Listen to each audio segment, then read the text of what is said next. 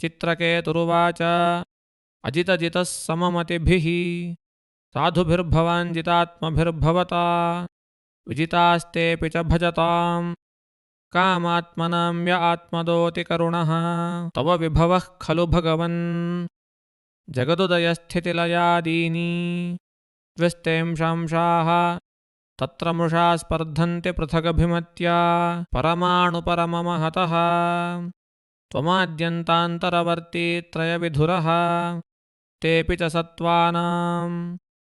यद्ध्रुवं तदेवान्तरालेऽपि क्षित्यादिभिरेष किलावृतः सप्तभिर्दशगुणोत्तरैरण्डकोशः यत्र पतत्यणुकल्पः सहाण्डकोटिकोटिभिस्तदनन्तः विषयतृषो नरपशवो उपासते विभूतिर्न परन्त्वां तेषामाशिष ईश तदनु विनश्यन्ति यथा राजकुलं कामधियस्त्वयि रचिता न परमरोहन्ति यथा करम्भबीजानि ज्ञानात्मन्यगुणमये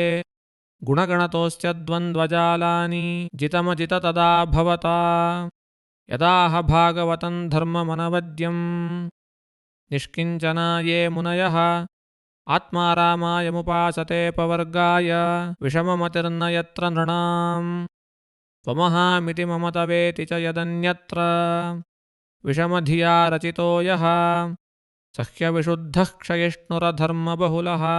क्षेमो निजपरयोः कियान्वार्थस्वपरद्रुहा धर्मेण स्वद्रोहात्तव कोपः परसंपीडया च तथा धर्मः न व्यभिचरति तवेक्षा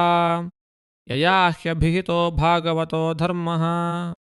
स्थिरचरसत्त्वकदम्बेष् पृथग्धियो यमुपासते त्वार्याः न हि भगवन्न घटितमिदम् त्वद्दर्शनान् नृणामखिलपापक्षयः यन्नाम सकृच्छ्रवणात् पुक्कशोऽपि विमुच्यते संसारात् अथ भगवन्वयमधुना त्वदवलोकपरिमृष्टाशयमलाः सुरर्षिणा यत्कथितं तावकेन कथमन्यथा भवति विदितमनन्तसमस्तम् तव जगदात्मनो जनैरिहाचरितं व्यप्यं परमगुरोः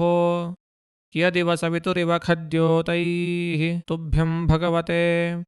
सकलजगत्स्थितिलयलयोदयेशाय दुरवसितात्मगतये कुयोगिनां भिदा परमहंसाय यं वैश्वसन्तमनुविश्वसृजश्वसन्ति यञ्चेकितानमनुचित्तय उच्चकन्ति भूमण्डलं सरषपायति यस्य मूर्ध्नि तस्मै नमो भगवतेस्तु सहस्रमूर्ध्ने। हरे कृष्ण कृष्ण कृष्ण हरे हरे